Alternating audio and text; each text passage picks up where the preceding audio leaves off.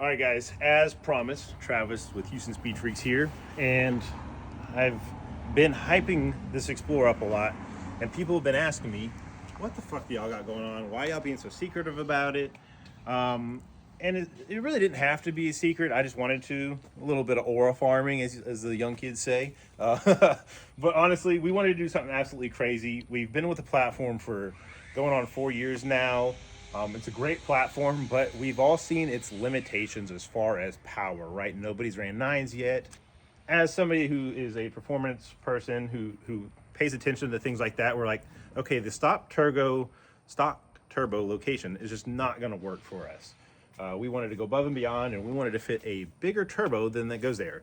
Now, everyone was like, oh, he's coyote swapping, he's big single. No, guys, I love the 3-liter. I love the EcoBoost platforms. We're not going to do that because it would honestly push us out of the community in a way. It would put us on this weird pedestal that we don't want to be at. So we're riding out the 3-liter all the way. Yes, we do have the 10R80 trans in here. But before I pop this hood, there was a very specific reason that we kind of got here. Now, if you would have asked me 2-3 years ago, I wouldn't have ever thought I would go this far with the Explorer. But again, I sold my Prelude, which was my race car, hood exit car. And so a lot of people seeing this and probably like, oh, it's impractical. You can't go to groceries with this. Not true. Welcome to Texas, guys. You can, yeah, I'll drive this thing to the fucking HEB. Here, everything is better. So shout out HEB. What's up? Sponsor us. I could use some groceries. I like to eat. No, but I'm gonna pop this hood. I'm gonna show y'all some stuff. I'm not gonna quite give away all the specs yet, but we spent a lot of time fabbing this up and getting it to this point.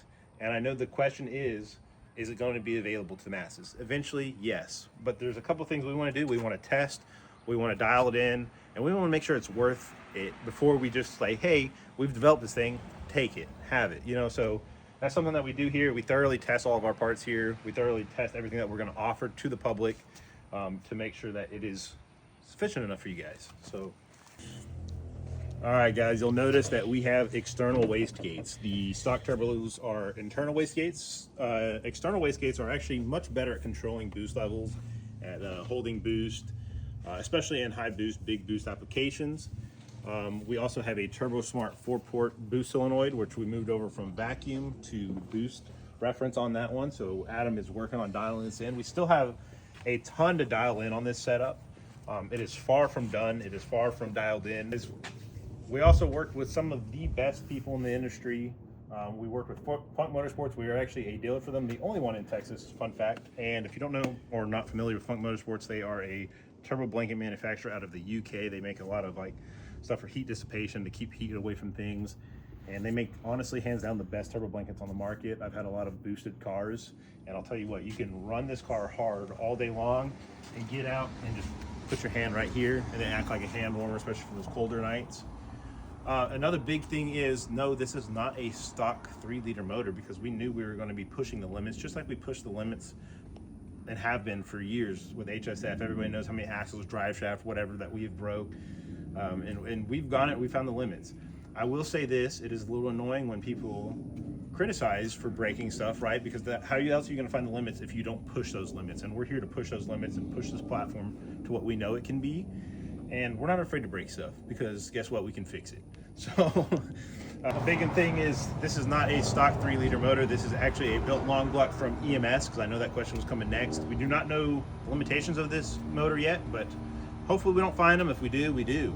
And another big thing is, we have not lost any functionality of this car. It still has the massaging seats. It still has the windshield wipers on, which are not on it right now, but the cowl fits with all this on there.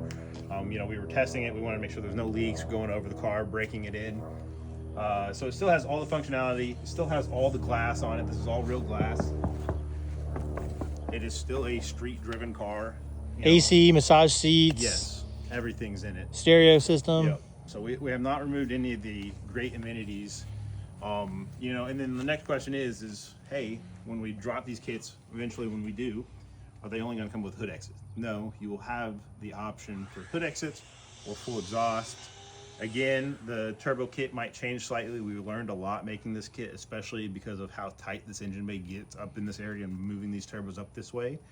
But for now, here it is, guys. Enjoy it.